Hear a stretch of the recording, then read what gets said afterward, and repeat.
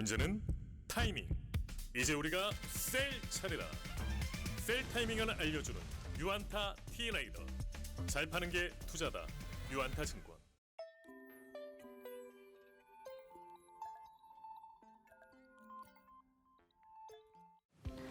안녕하십니까. 유안타증권 김우정 연구원입니다.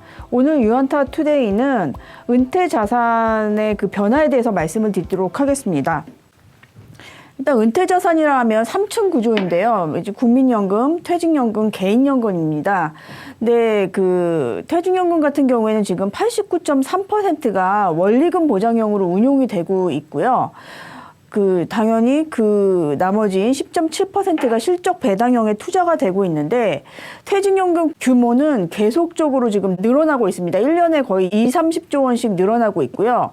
실적 배당 비중도 2016년 이후에 크게 늘어나고 있는 중입니다. 그래서 실적 배당의 투자 규모, 특히 금융투자, 퇴직연금 같은 경우에는 은행, 생보, 금융투자가 주된 그 투자처라고 할 수 있는데, 금융투자는 실적배당 투자 규모가 제일 큽니다. 은행이나, 그러니까 상대적인 규모가 금융투자가 가장 크고요. 그 다음에 퇴직연금이 변한 거는 어디서 알 수 있냐면, 사실 저금리가 굉장히 심해지는 상황이지 않습니까?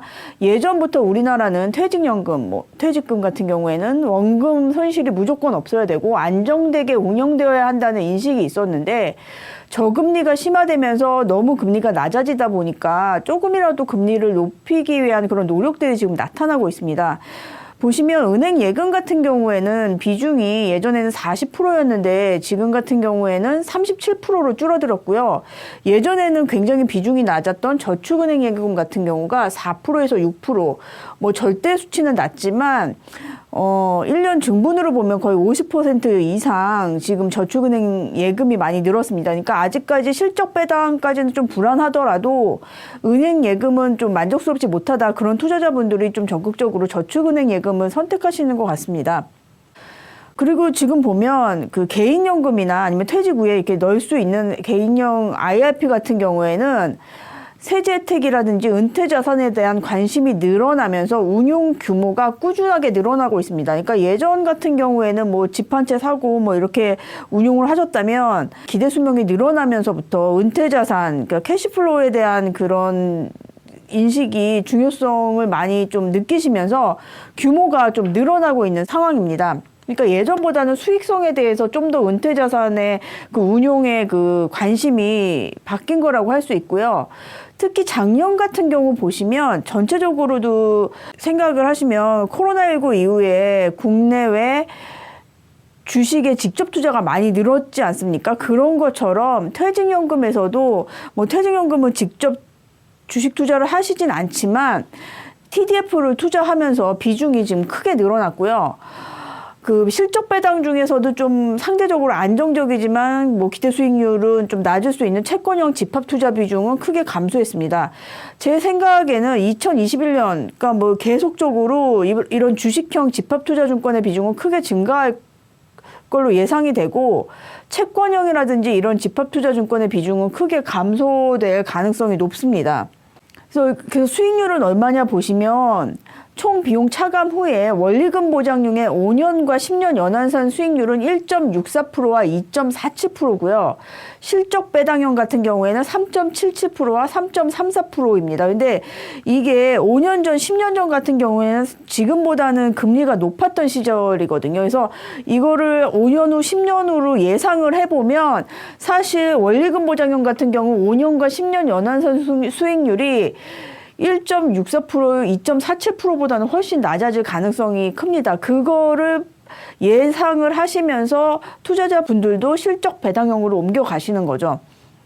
그래서 그 중에서 그러면은 어떤 투자형, 무조건적으로 또 좀 위험자산 쪽에 비중이 높은 거는 불안하다 하시기 때문에 정부 정책이나 이런 거에서도 다 반영이 되어 있어서 그 퇴직연금 같은 경우에는 TDF 투자가 지금 크게 늘어나고 있습니다. 은행 같은 경우에도 많이 늘어났고요. 금융투자, 같은 경우에도 2019년 대비해서 2020년에 TDF가 많이 지금 늘어나고 있고, 제 생각에는 앞으로 그 투자 같은 경우에는 TDF 중심으로 퇴직연금이 운용이 될 것으로 지금 생각이 되고 있습니다.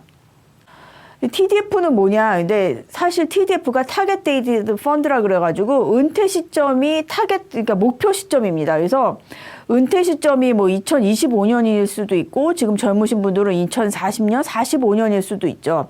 그게 은퇴 시점을 요거라고 보면, 은퇴 시점 전까지는 위험 자산의 비중을 80%에서 100%, 이게 뭐 외국의 그 펀드들입니다. 존 행콕이나 티로 프라이스, 뭐 웰스파고나 뭐 이런 그 펀드들인데, 주식 비중이 뭐 이것도 조금씩 다르기는 하죠. 펀드들이 여러 가지가 있으니까. 그래도 평균적으로 잡으면 주식 비중이 은퇴 50년 전, 뭐 근데 은퇴 50년 전부터 넣으시는 분은 많지 않기는 하겠지만, 그래도 30년 전, 25년 전도 많죠. 그러니까 요 때만 보더라도 주식 비중이 80%, 100%였다가 본인의 은퇴 시점을 설정한 은퇴 시점이 가까울수록 이렇게 주식 비중이 낮아집니다. 그리고 은퇴한 이후에는 좀 위험 자산의 비중을 낮춰야 하니까 뭐 펀드에 따라 다르기는 하지만 뭐 10% 선까지 낮아지는 펀드도 있고 50% 선까지 낮아지는 펀드도 있고, 그래서 이거를 사실은 예전 이게 TDF 상품이 나오기 전까지는 투자자들이 알아서 펀드가 뭐 젊었을 때는 주식형이었다가 그 후에는 뭐 주식 혼합형, 채권 혼합형, 채권형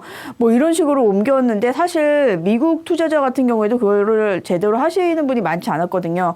그거에 대한 그 불편함을 깨닫고 금융사들이 만든 게 TDF거든요. 그래서 TDF는 일단 넣어두면 그 안에서 자산 배분, 그러니까 주식 자산의 비중, 채권 자산의 비중을 펀드가 안에서 자동적으로 이렇게 조정이 되게 있는 그런 금융상품입니다. 그래서 지금 나온 지가 한 20년 좀 넘었는데, 미국에서는 TDF가 퇴직연금 중에서 가장 중요한 자산이 되었고요.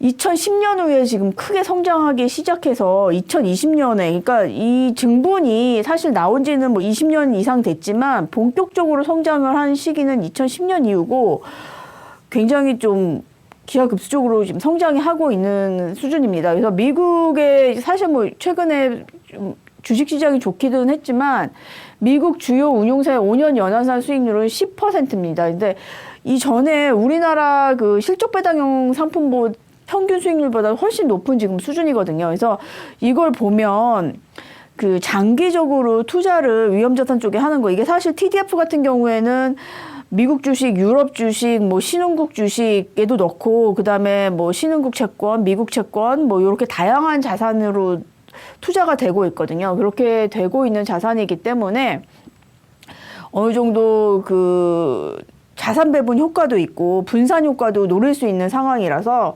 투자자분들이 좀 마음 놓고 투자를 하실 수 있는 상품으로 지금 생각이 되고 있습니다. 그래서 여러 가지 보면 우리나라 지금 은퇴자산 투자자들도 실적 배당형이라든지 이런 쪽으로 약간 좀 위험 자산의 비중을 늘리는 거에 대해서 좀 전향적으로 움직이기 시작하셨고, 그 여러 가지 상황들이 또 저금리라는 상황이랑 좀 맞물려지면서 좀 퇴직연금 시장이 좀 급속도로 변화하는 시기입니다. 그래서 그렇게 되면서 TDF 쪽으로 투자를 좀 고려하시는 것이 좀 장기적으로 투자자분들에게 유리하지 않을까, 그렇게 생각이 되고 있습니다. 오늘은 은퇴 자산에 대해서 말씀드렸습니다. 예, 감사합니다. 문제는 타이밍. 이제 우리가 셀 차례다. 유안타 T레이더.